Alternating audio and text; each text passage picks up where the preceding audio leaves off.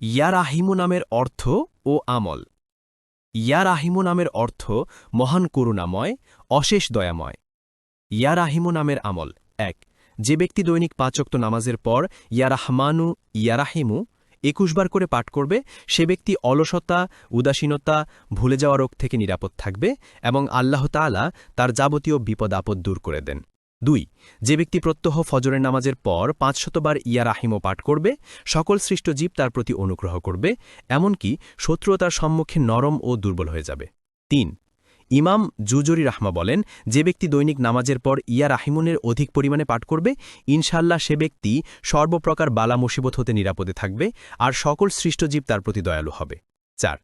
প্লেটে লিখিয়ে পানি দ্বারা ধৌত করে সেই পানি গাছের গোড়ায় ছিটিয়ে দিলে অধিক ফসল ফলে। ৫। কানজুল হোসেন নামক কিতাবে আছে, যে ব্যক্তি সর্বদা আসর ও মাগরিবের মধ্যবর্তী সময়ে প্রতিদিন ৩০২৫ বার ইয়া আল্লাহু ইয়া রাহমানু ইয়া রাহিমু পাঠ করবে, ইনশাআল্লাহ বিরাট ধনবান হবে। ৬।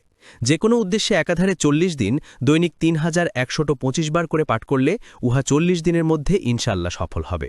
৭। ফজর নামাজের পর ১৫০০ বার পাঠ করলে যে কোনো উদ্দেশ্য সফল হয়, কেননা মুরব্বিগণ বলেন যে ইহাই ইসমে হাজম। আল্লাহ আমাদের সকলকে আমল করার তৌফিক দান করুন। আমিন।